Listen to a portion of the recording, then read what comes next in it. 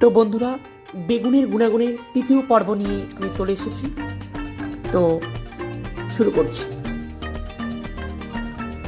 প্রতিদিন সকালে এক টুকরো করে বেগুন খেলে লিভারের দোষের জন্য চেহারায় হলদেটে ভাব এলে তা ক্রমশ কমে যায়। এভাবে 1 মাস খেতে হবে।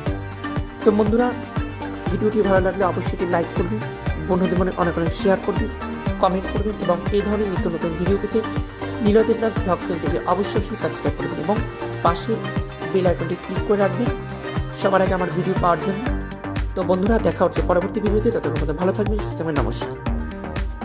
আর কমেন্ট কিন্তু অবশ্যই করবেন যে কী ধরনের আপনার ভিডিও পেতে চান এবং অনেক অনেক শেয়ার করবেন। সাবস্ক্রাইব তো অবশ্যই করবেন, তাতে সবার আগে আমার ভিডিও, যদি সবার আগে ভিডিও পেতে চান তাহলে অবশ্যই সাবস্ক্রাইব করবেন এবং পাশে বেল আইকনটি ক্লিক করে রাখবেন। Ta-ta, by.